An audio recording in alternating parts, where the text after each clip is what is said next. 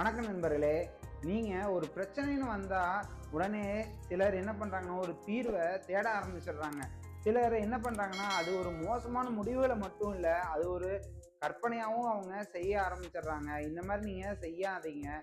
ஏன்னா சிலரின் மனசு எப்போதுமே நெகட்டிவாகவே சிந்திச்சுக்கிட்டே இருக்குது. அதை பற்றி தான் நான் உங்களுக்கு இந்த வீடியோவில் எக்ஸ்பிளைன் பண்ண போகிறேன். இந்த மாதிரி டெய்லி உங்களுக்கு ஒரு சைக்காலஜிக்கல் ஃபேக்ட்ஸ் வேணும்னா உங்களோட மைண்ட் ஸ்டடீஸை நீங்கள் லைக் அண்ட் ஃபாலோ பண்ணிட்டு அப்படியே நீங்கள் சப்ஸ்கிரைபும் பண்ணிக்கோங்க. இதில் பார்ட் 1 என்ன பார்த்தீங்கன்னா, நெகட்டிவ் திங்கிங்னா என்ன.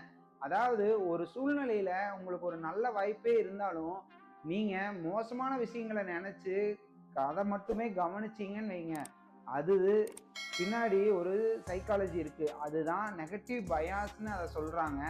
இதுதான் அந்த நெகட்டிவ் திங்கிங். இதில் பார்ட் 2 என்னன்னு பார்த்தீங்கன்னா, மூளை ஏன் நெகட்டிவே விரும்புது.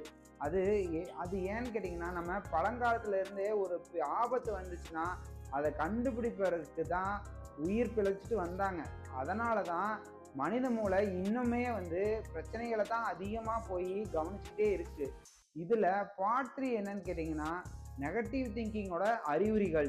இதில் பார்ட் 3 என்னன்னு கேட்டிங்கன்னா, நெகட்டிவ் திங்கிங்கோட அறிகுறிகள். அதாவது எப்போதுமே உங்களுக்கு ஒர்ஸ்ட் கேஸ் சினாரியாவே இருக்கிறது, நீங்கள் தேவையில்லாத விஷயத்துக்கு ரொம்ப கவலைப்பட்டுக்கிட்டே இருக்கிறது, அதனால உங்களோட தன்னம்பிக்கை ரொம்ப குறைய ஆரம்பிச்சிருது. நீங்கள் சின்ன சின்ன விஷயங்களுக்கு எப்போ பார்த்தாலும் முயற்சிக்காம அதை நினச்சி ஒரு பயப்பட்டுட்டே இருக்கிறது, இது எல்லாம் தான் உங்களுக்கு இந்த பிரச்சனையவே கொடுக்குது. இதில் பார்ட் 4 என்னன்னு பார்த்தீங்கன்னா, நெகட்டிவ் திங்கிங்னால வர்ற பாதிப்புகள் என்னென்ன.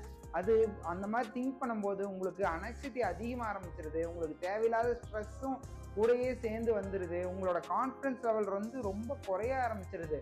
நீங்கள் உங்களோட ரிலேஷன்ஷிப் பார்த்தீங்கன்னா ரொம்ப போர் ஆயிடுது, தேவையில்லாத பிரச்சனைகள் அதை கிரியேட் பண்ண ஆரம்பிச்சிருது.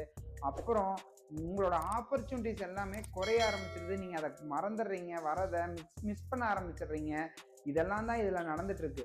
இதில் பார்ட் 5 என்னன்னு கேட்டிங்கன்னா, இதெல்லாம் எப்படி நீங்கள் மாற்றலாம். அது உங்களோட எண்ணங்களை நீங்கள் எப்பவுமே எழுதி வைக்க ஆரம்பிங்க. அதே மாதிரி எந்த நெகட்டிவ் திங்கிங் வந்தாலும் அதுக்கு ஏதாவது ஆதாரம் இருக்கான்னு நீங்கள் தேட ஆரம்பிங்க. அதை உங்களுக்குள்ளேயே கேளுங்க. அதே மாதிரி நல்ல விஷயங்களுக்கு எப்பவுமே பதிவு செய்ய ஆரம்பிங்க, அது ரொம்ப முக்கியமானது. அதே மாதிரி பாசிட்டிவ் பீப்புளோட அதிகமாக நீங்கள் ட்ராவல் பண்ணுங்கள், அவங்களோட மிங்கிள் ஆகி அவங்க கூட இருந்து பாருங்கள், அவங்கெல்லாம் எப்படியெல்லாம் பண்ணுறாங்க அப்படின்னு.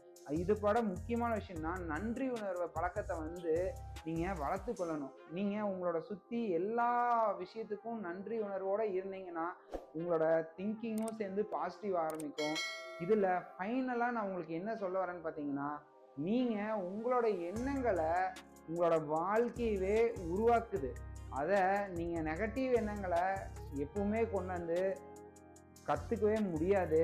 நீங்கள் நெகட்டிவ் எண்ணங்களை எப்பவுமே கட்டுப்படுத்தவும் முடியாது.